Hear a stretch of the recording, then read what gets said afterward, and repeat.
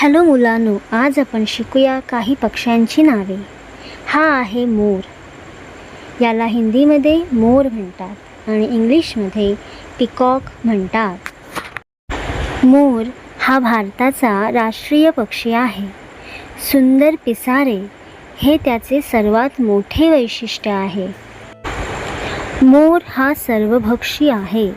तो साधारण 20 ते 25 वर्षे जगू शकतो.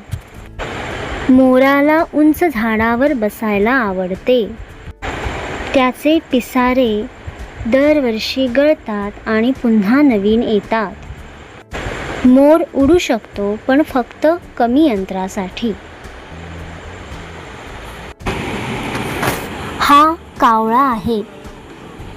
याला हिंदीमध्ये कौवा म्हणतात आणि इंग्लिशमध्ये क्रो म्हणतात. कावळा हा अतिशय हुशार आणि सर्वत्र आढळणारा पक्षी आहे. कावळा सर्वभक्षी आहे. तो माणसांचे चेहरे लक्षात ठेवू शकतो.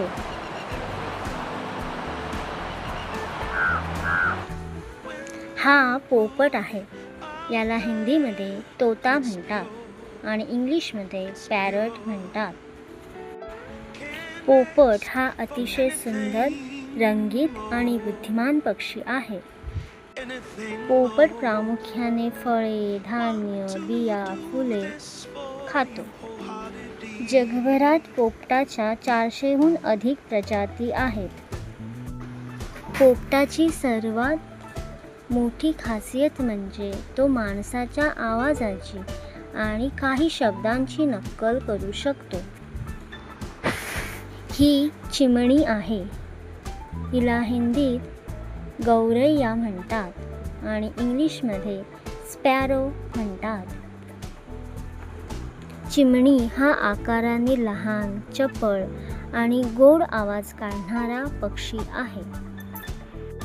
चिमणीची चोच लहान व मजबूत असल्याने ती धान्याचे दाणे सहज खाते. चिमणी प्रामुख्याने धान्य, कीटक, अळ्या हे अन्न खाते.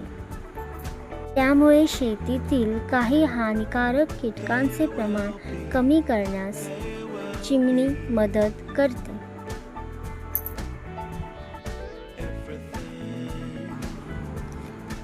हे कबूतर आहे. याला हिंदीमध्ये कबूतर म्हणतात आणि इंग्लिशमध्ये पिजन म्हणतात. कबूतर हा शांत, सुंदर व सर्वत्र आढळणारा पक्षी आहे. कबुतराचा रंग सामान्यतः राखाडी असतो. कबूतर समूहाने राहणे पसंत करतो. पूर्वी संदेश पोहोचवण्यासाठी कबुतरांचा मोठ्या प्रमाणात वापर केला जात असे. त्यामुळे कबुतराला संदेशवाहक पक्षी म्हणूनही ओळखले जाते.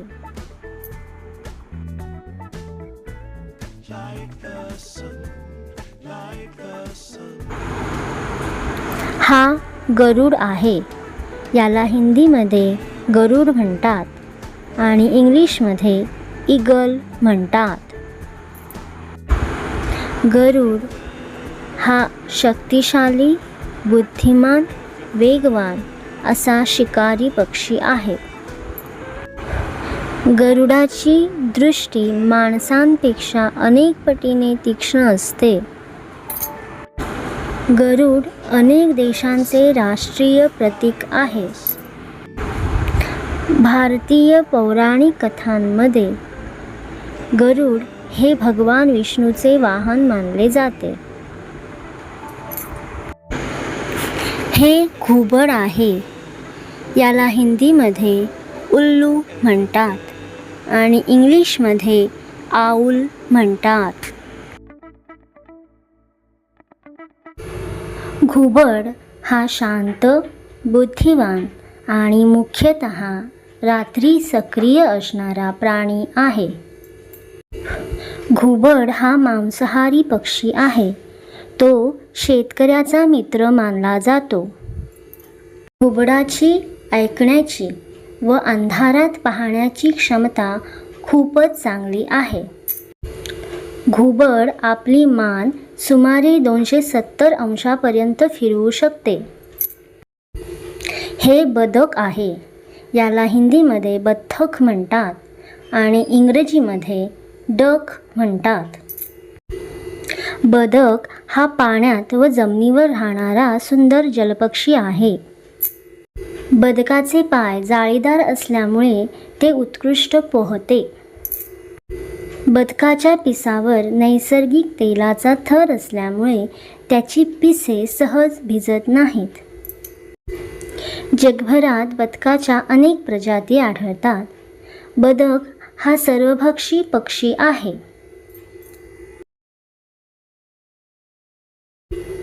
हा हंस आहे. याला हिंदीमध्ये हंस म्हणतात आणि इंग्रजीमध्ये स्वॉन म्हणतात. हंस हा अतिशय सुंदर, देखणा आणि मोठा जलपक्षी आहे. हंस उत्कृष्ट पोहणारा पक्षी आहे. हंसाचे पंख खूप लांब आणि शक्तिशाली असतात, त्यामुळे तो लांब अंतर उडू शकतो. भारतीय संस्कृतीत हंसाला ज्ञान, पवित्रता आणि सौंदर्याचे प्रतीक मानले जाते.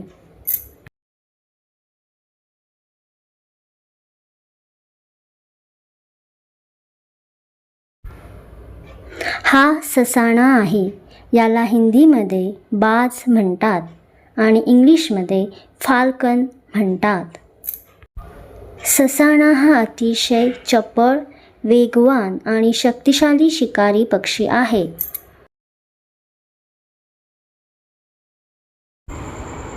हा गिधाड आहे. याला हिंदीमध्ये गिद्धड म्हणतात आणि इंग्लिशमध्ये वल्चर म्हणतात. गिधाड हा मोठा, शक्तिशाली आणि पर्यावरणासाठी अत्यंत उपयुक्त असा पक्षी आहे. तो मुख्यतः मृत प्राण्यांचे मांस खातो. त्यामुळे रोगांचा प्रसार कमी होण्यास मदत होते. ही कोकीळ आहे. हिला हिंदीमध्ये कोयल म्हणतात आणि इंग्लिशमध्ये कुकू म्हणतात. कोकीळ हा आपल्या मधुर आवाजासाठी प्रसिद्ध असणारा सुंदर पक्षी आहे. तो फळे, अळ्या, कीटक व लहान किडे खातो. कोकीळ स्वतः घरटे बांधत नाही. ती बहुतेक वेळा कावळ्याच्या घरट्यात अंडी घालते आणि कावळाच त्या पिल्लांचे संगोपन करतो. कोकीळ साधारणतः 6 ते 10 वर्ष जगू शकते. ही मैना आहे.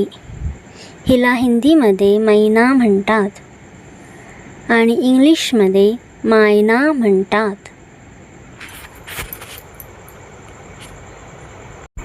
मैना हा अतिशय हुशार, चपळ आणि गोड आवाजाचा पक्षी आहे.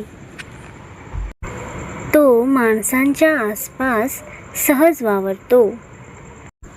मैना साधारणतः 10 ते 15 वर्ष जगू शकते.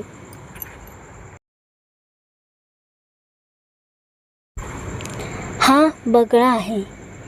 याला हिंदीमध्ये बगुला म्हणतात आणि इंग्लिशमध्ये इग्रेट म्हणतात.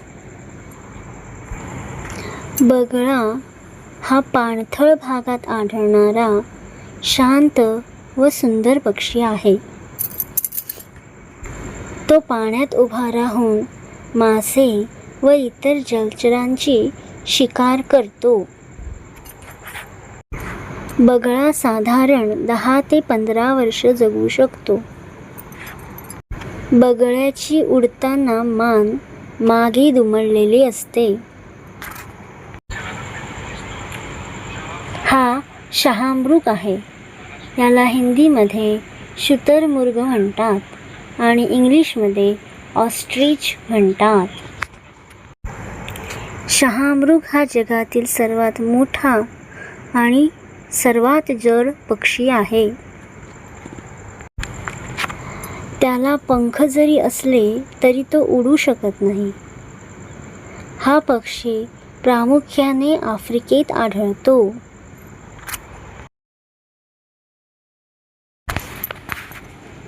हा पेंग्विन आहे. याला हिंदीमध्ये पेंग्विन म्हणतात आणि इंग्लिशमध्ये सुद्धा पेंग्विनच म्हणतात. पेंग्विन हा उडू न शकणारा पण अतिशय चांगला पोहणारा पक्षी आहे. तो मुख्यतः दक्षिण गोलार्धात आढळतो. त्याच्या शरीरावर दाट पिसे आणि चरबीचा थर असल्याकारणाने तो थंड पाण्यातही राहू शकतो. पेंग्विन मासे व इतर समुद्रजीव खातात.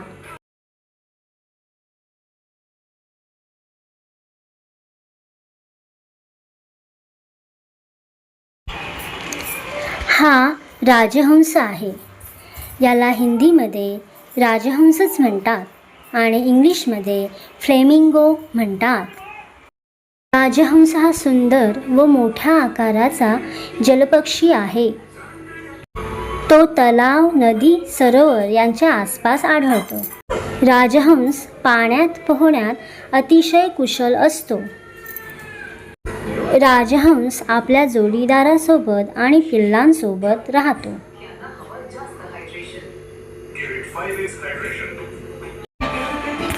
हा बुलबुल आहे. याला हिंदीमध्ये बुलबुल म्हणतात आणि इंग्लिशमध्ये बुलबुल म्हणतात. बुलबुल हा छोटा, गोड आवाजासाठी प्रसिद्ध असलेला पक्षी आहे. तो फळे, बिया, फुले व छोटे कीटक खातो. बुलबुल झाडांवर घरटे बांधतो.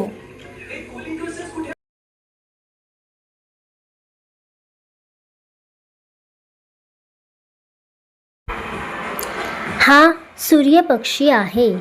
याला हिंदीमध्ये सूर्यपक्षी म्हणतात आणि इंग्लिशमध्ये सनबर्ड म्हणतात.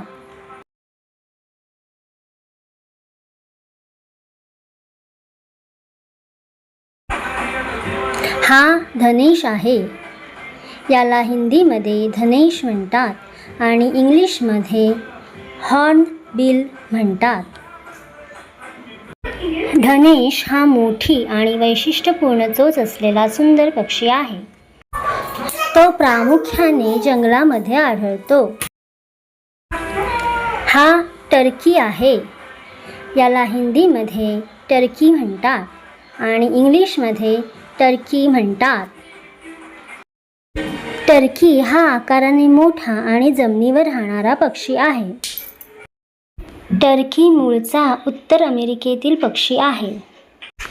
तो उडू शकतो पण त्याचे उडणे हे मर्यादित असते. हा बटेर आहे. याला हिंदीमध्ये बटेर म्हणतात आणि इंग्लिशमध्ये क्वेल म्हणतात.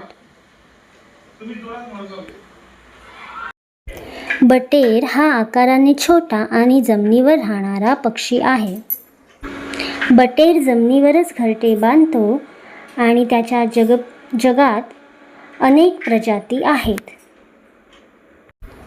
तो धान्य, बिया, छोटे कीटक खातो.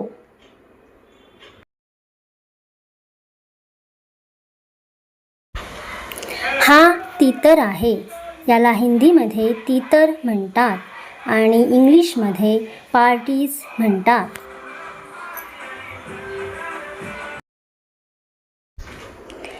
तीतर हा मध्यम आकाराचा जमिनीवर राहणारा पक्षी आहे. त्याचे पाय मजबूत असल्याकारणाने तो जमिनीवर चांगला धावू शकतो.